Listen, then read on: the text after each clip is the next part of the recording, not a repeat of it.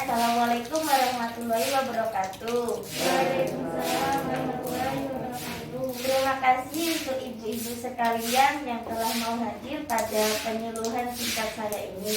Perkenalkan, nama saya Yulia Triwahyuni, mahasiswi Fakultas Kesehatan Masyarakat Universitas Jember. Hari ini saya akan melakukan penyuluhan kepada ibu-ibu sekalian terkait bahayanya membakar sampah sembarangan, terutama di lingkungan rumah. Nah, kenapa saya ingin melakukan penyuluhan ini? Dikarenakan di RT kita masih banyak masyarakat yang membakar sampah di rumahnya, terutama di kebun-kebun yang di sekitar itu.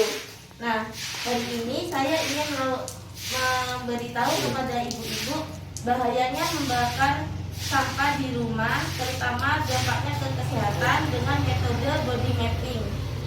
Dari sini saya membutuhkan satu orang untuk bersedia saya gambar di sini hanya badannya aja.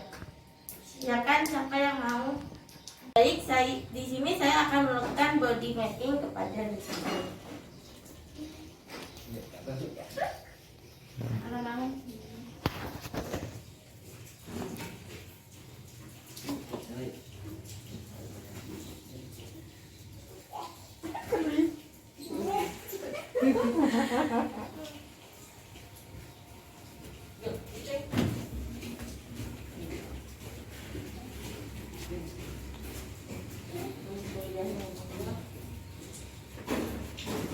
Baik, sudah. Terima kasih kepada responden.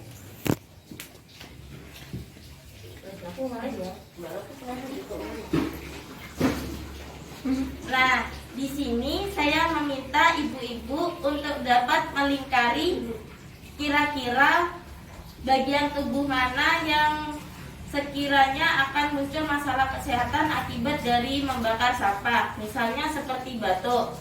Batuk kan yang sakit di paru-paru, jadi di sini digambar batuk gitu. Silakan dari responden Novi.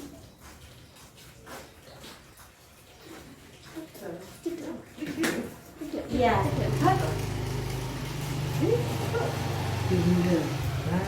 Tulisan. Iya.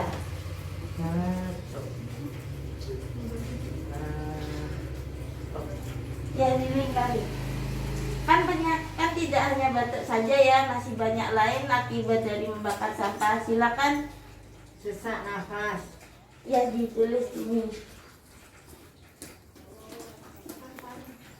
Paru-paru.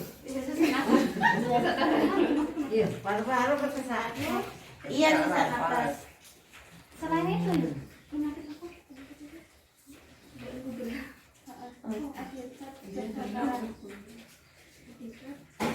Sesak nafas.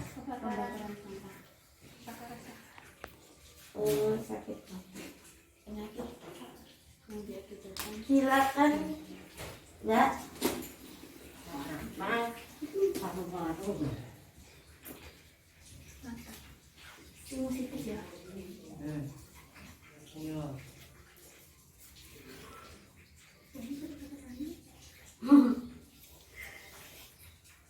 Itu asma. Selanjutnya Sinusitis. Nah, sinusitis. Iya itu asma. Ya kalau dek paru-paru. selanjutnya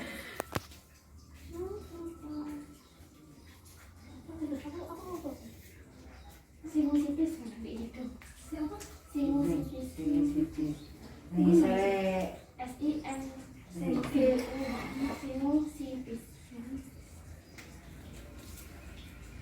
Kayak gitu dek bawah mata. Sinu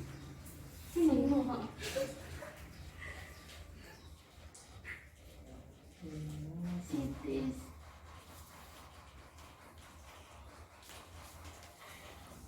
baik, terima kasih kepada responden yang telah mau mengidentifikasi kira-kira sakit apa aja.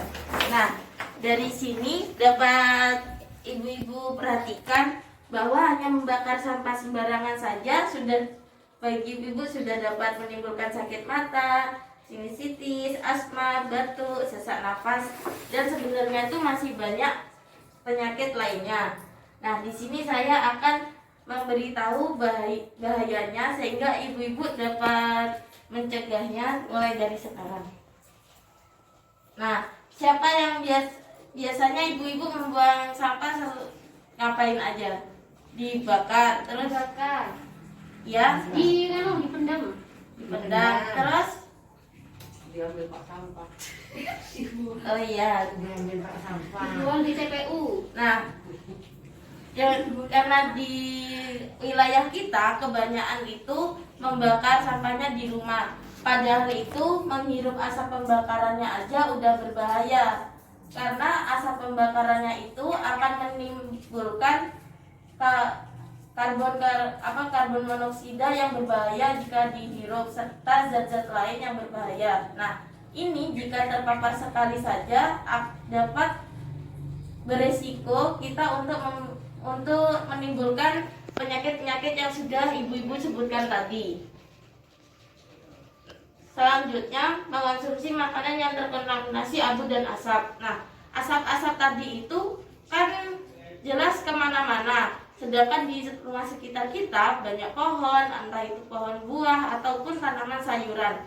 Nah, itu nanti juga akan terpapar. Dan ketika kita konsumsi, tentunya akan menimbulkan bahaya juga. Nah, ini dapat menimbulkan tekanan darah tinggi, gangguan kardiovaskuler, kerusakan ginjal, kerusakan otak. Karena misalnya sayurannya itu udah terpapar kan, jadi masih apalagi kalau dicucinya dengan cara yang tidak benar, maka akan lebih beresiko tinggi. Selain itu, bermain di sekitar area sisa pembakaran. Biasanya kan anak-anak kecil itu suka bermain di tempat kan tidak lihat ya apakah itu berbahaya atau tidak. Nah, ini juga menimbulkan masalah kesehatan bagi anak-anak itu sendiri, karena siapa tahu mereka bisa menghirupnya ataupun membuat abu-abu itu dibuat mainan. Ini sebenarnya berbahaya untuk anak-anak. Kemudian bagaimana cara mengelola sampah yang benar dan aman, terutama di lingkungan rumah kita? Pertamanya itu kita harus menghindari pemborosan.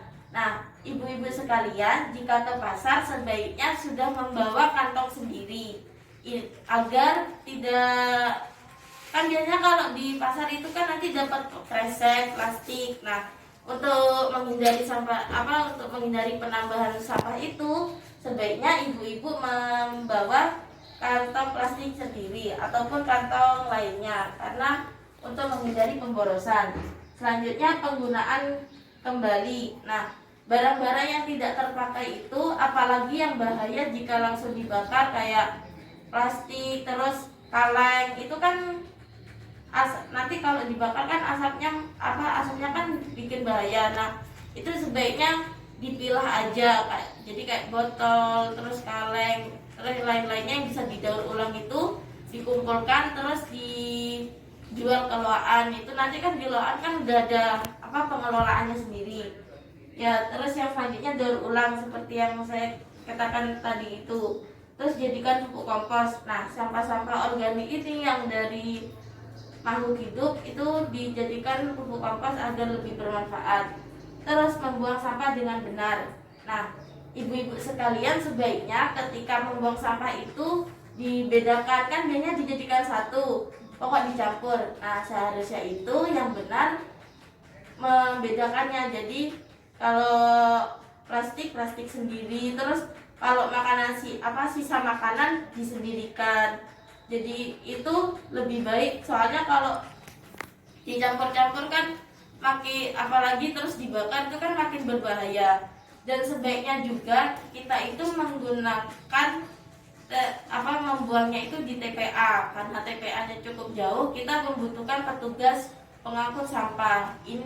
Ini lebih baik daripada membakar sampah di rumah, karena jika menggunakan petugas sampah maka pengelolaannya kan sudah diolah oleh TPA-nya. Kalau dari kita sendiri kalau membakar itu kan abu-abunya sudah terkumpul dan juga berbahaya. Baik, dari penjelasan saya tadi, apa yang ibu-ibu dapat, yang sudah ibu dapatkan? Dan nggak boleh makan sampah. ya, Dari sini saya mendapatkan ilmu bahwasanya ketika kita akan membuang sampah, seharusnya kita harus memilah-milah terlebih dahulu mana sampah plastik, mana sampah yang organik yang bisa diolah. Sampah plastik nanti bisa dibuat daur ulang, dan sampah yang organik bisa dimanfaatkan lagi buat pupuk atau sebagainya. ya, jadi seperti itu. Nah, saya harap ini menjadi pengetahuan ibu-ibu dan nanti disampaikan ke keluarga. Jadi jika membakar sampah di rumah itu sebenarnya berbahaya. Seperti itu. Terima kasih. Wassalamualaikum warahmatullahi wabarakatuh. Waalaikumsalam warahmatullahi wabarakatuh.